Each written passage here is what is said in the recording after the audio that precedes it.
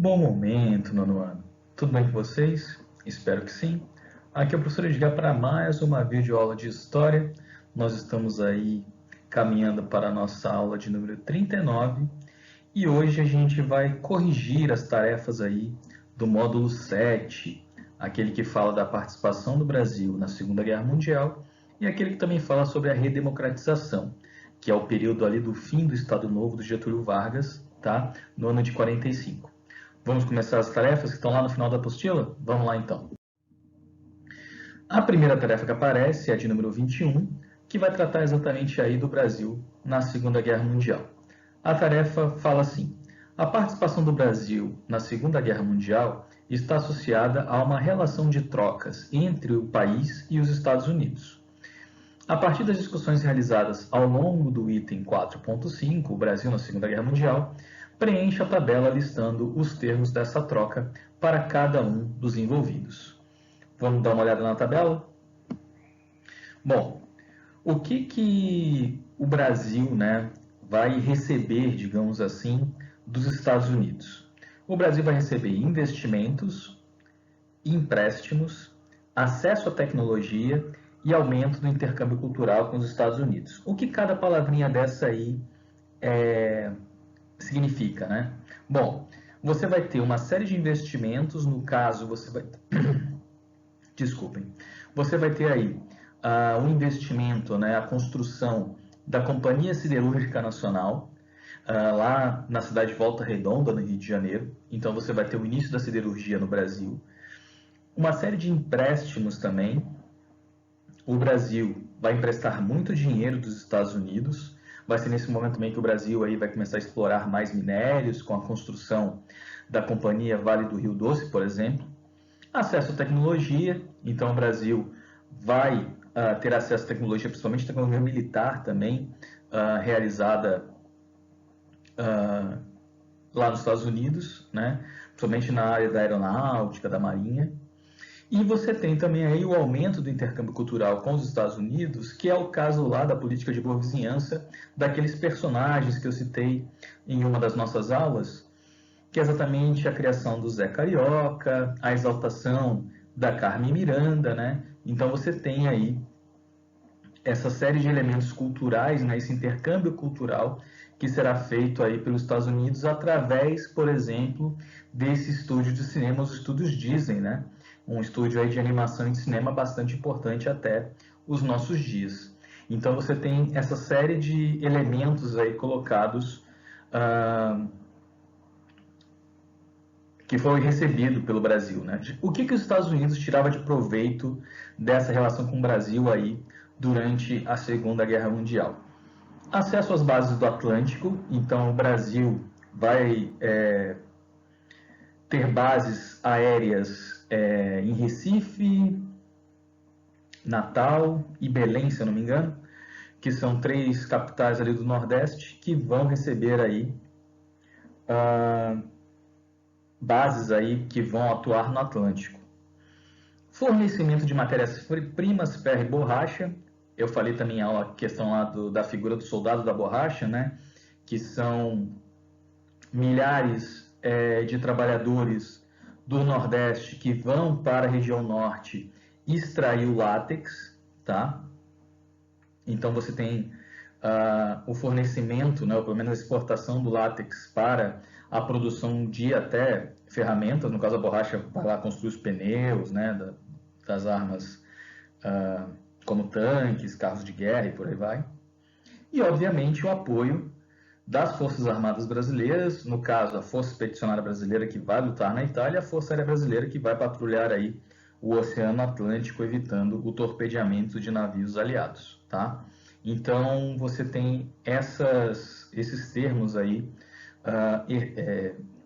que favoreceram os Estados Unidos nesse acordo com o Brasil. A próxima tarefa já é 22, que vai falar aí da redemocratização. Pergunta, O impulso por redemocratização no Brasil no final dessa guerra mundial deve-se ao que se deveu, esse impulso da redemocratização? Ao interesse de Vargas em se consagrar como líder democrático, levando de volta o poder nos braços do povo?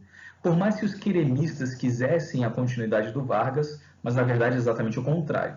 O que vai impulsionar a redemocratização é que o Brasil levou suas tropas para lutar por democracia e liberdade, enquanto aqui o Vargas era um ditador, né? Então vai ser exatamente uma questão contrária à questão A. Letra B. A intervenção do governo dos Estados Unidos, temeroso de uma guinada socialista no governo Vargas. Bom, os Estados Unidos não vai ter uma determinada participação, mas não vai ser exatamente porque o Getúlio Vargas estava guinando aí ao socialismo. C. A derrota do Eixo, grupo apoiado pelo Estado Novo durante toda a Segunda Guerra.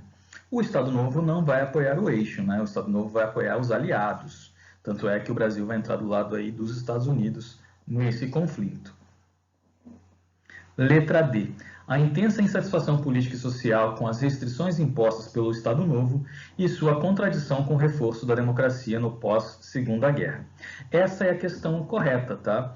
As pessoas estavam satisfeitas política e socialmente porque elas tinham toda uma propaganda, né, para lutar na guerra por democracia, por liberdade, enquanto aqui no Brasil havia uma contradição, exatamente porque aqui a gente vivia sob um regime ditatorial do Estado Novo varguista, tá? Então é isso aí que vai, digamos assim, impulsionar a redemocratização, tá? Só para concluir ali a letra E, forte campanha do PCB e do PTB pela aproximação com o modelo de democracia popular da União Soviética. Na verdade, o elemento anticomunista vai estar muito presente nesse momento histórico do Brasil, a gente vai falar isso em um outro momento.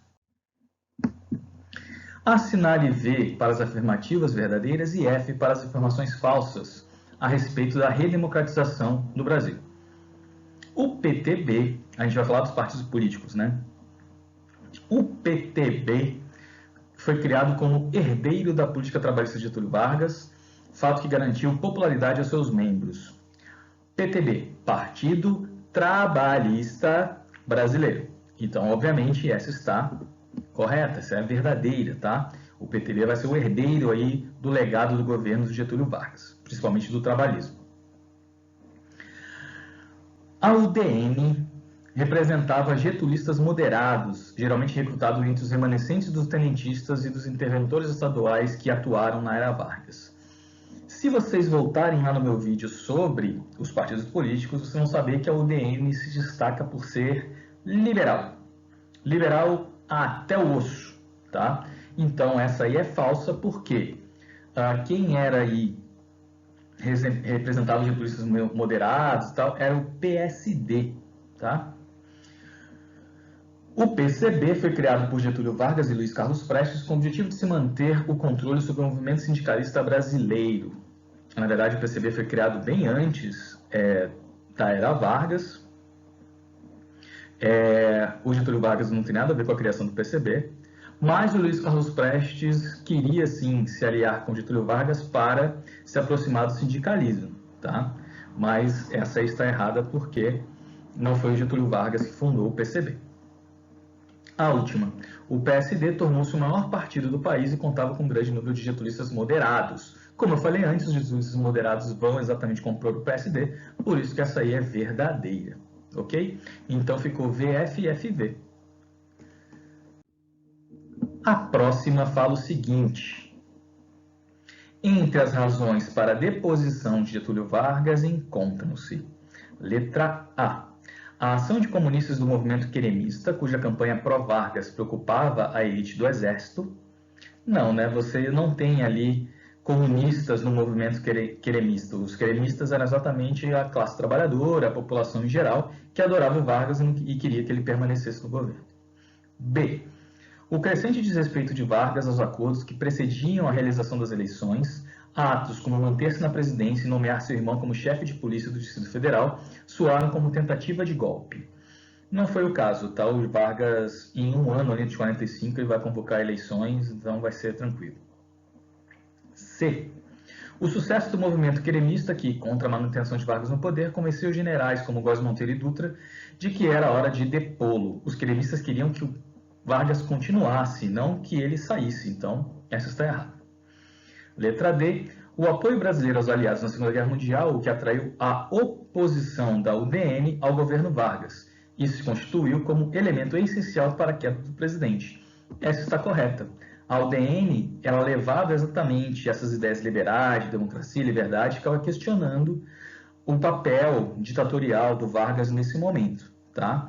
Então, a UDN foi a oposição ao varguismo, digamos assim, e é exatamente por isso que o presidente vai acabar saindo do governo. Letra E. A agitação comunista contra Vargas, que convenceu os generais Góes Monteiro e Dutra a depor o presidente por meio de um golpe preventivo, de modo a conter a agitação sindicalista. Por mais que as pessoas às vezes tenham uma certa apreensão de um golpe socialista e comunista no Brasil, isso nunca aconteceu na nossa história. O Brasil nunca foi um país comunista, nem um país socialista. O Brasil sempre foi um país muito ligado aos ideais liberais, pelo menos colocados aí pela sua elite, né? Então, obviamente, que a letra E está errada. Então, pessoal, agora a gente vai aí preencher as lacunas dessa frase que está lá na última tarefa da apostila de vocês no módulo 7, tá? Diz lá, complete o texto com as palavras do banco. O manifesto aos... A gente tem uma carta, né, um texto ali na apostila de vocês, que é um manifesto. Que é um manifesto ao gentílico, ou seja, as pessoas que nascem no estado de Minas Gerais. Então, você vai ter aí o manifesto aos mineiros, tá? Que vai se consagrar como um dos principais atos de oposição à ditadura do Getúlio Vargas. Mas qual é o período dos governos que vai ser uma ditadura Vargas? Exatamente, Estado Novo. Ao final da Segunda Guerra Mundial. Então, no final da Segunda Guerra Mundial, você começa a ter uma oposição aí, vai começar uma série de manifestos questionando a ditadura do Vargas. No caso desse manifesto aos mineiros, né, ele denunciava aí a contradição entre o Brasil ter apoiado uma série de regimes democráticos. O Brasil entrou na guerra do lado dos aliados, então ele vai defender aí a democracia, a liberdade.